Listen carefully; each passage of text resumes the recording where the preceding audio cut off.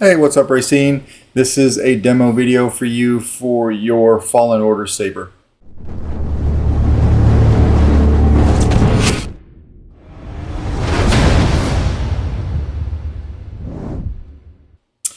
You bought this from Corbanth. I do believe that this is the one that was designed by Jimmy Saberjunk. I'm not sure about that though, because it doesn't have any sound venting over here, but there is some along the slits that are marked off here. So apologies for that. I'm not sure who designed the saber. All right, but to get to your chassis, what you want to do is unscrew your pommel. I will grease that up before I set it out. Unscrew your pommel, take that off. You'll see your chassis here, and you can slide your chassis right out. So obviously it is removable. You have a crystal chamber right here. This is a chassis from Shadowfoil Props. It does say Shadowfoil Props in Corbanth along here.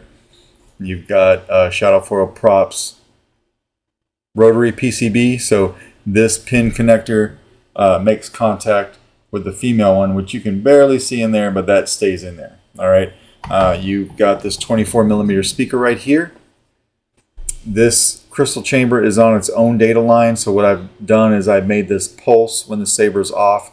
It'll go solid when the saber is on. It does react to blaster bolt deflects, but you won't see that because you need this inside of the saber to activate those. So you will see it either pulsing, or when the saber's on, we can pull it out and I'll show you that it's solid. All right. Coming over here, you've got a removable battery setup right here. So they are marked with negative and positive sides, this being your negative side over here. All right. You've got your Proffie B3. Now, I did not adhere this down to the shelf, but you might want to in the future. You can put a little bit of E6000 on there or something, because you can get to everything from here. So your SD card and your micro USB access, and you also have a kill switch. I personally like to pop the board up, do all my programming, and then snap it back down because I have a 90-degree data cable. If you're going to utilize getting to the board from here, you're going to need a pretty long USB thing. Plug. Okay, so that's why I did not glue that down yet, just in case you have an easier time of popping that up, doing what you need to do, and then putting it back down. But we'll put a battery in this guy real quick. It'll snap down there nice and tough. Come over here and flip your kill switch. So this has my sound font on it for now. There is a copy of the config file on the SD card. You were asking about adding sound fonts later. You can take that config file and build off of it, and then just add fonts. All right, so that is what it looks like when the chassis is outside of the saber. Now you can just put this in however you like, as long as it goes in, rotary PCB first. Put it here, and then take your pommel and screw it on. Get that locked down nice and tight, and then come over here. It is a one-button setup, so this switch right here.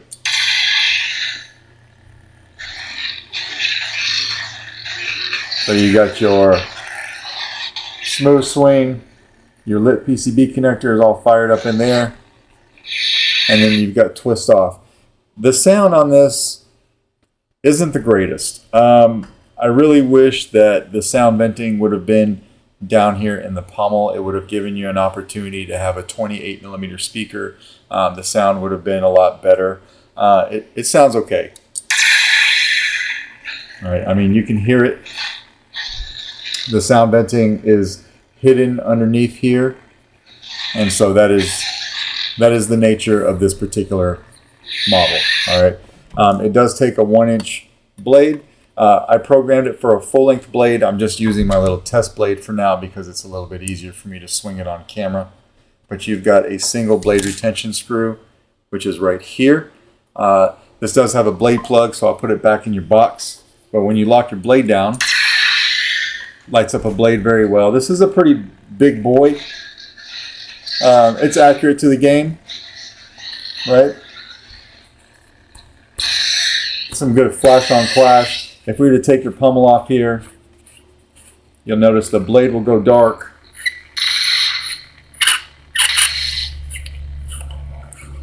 And then if we took the chassis out, that is when your crystal is solid. All right. And then we can put this back in. You'll see the blade light back up. And then we'll just hold down the power button to turn it off. Or you can do twist off, either way. All right, let's put this back on and go over your blaster bolt deflex. So again, we'll turn it on. Because it's a one button setup, just a quick tap. That gives you your blaster bolt deflex, and you'll see that on a full length blade. Or if you want blade lockup, you'll need to hold that switch down and hit the saber. Now you can see it right here, but as you move the saber horizontal, that blade lockup will go more towards the middle of your blade. That's why you can't see it now, because it is programmed for a full length blade. All right, but you can see it right there. Do a double tap for your soundtrack.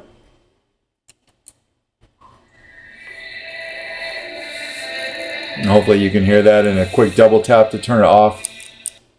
And if you had more than one sound font on here, you would do a long press on the switch to go to the next one. That's mine. All right, so we'll break this back down.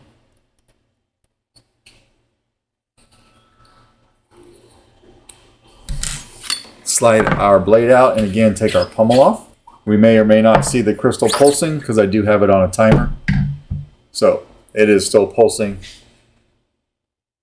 And then it will time out here in a second. I did put it on a timer so that if you didn't turn on the saber right away, it wouldn't kill your battery. But if you want to kill it, just flip the kill switch right here and it kills power like it should. All right, and then when you're done, you can come over here and grab your battery from the middle and just pull it right out. That's basically your Fallen Order saber. Let me know if you have any questions, and I'll get this out in the mail to you tomorrow. Thanks.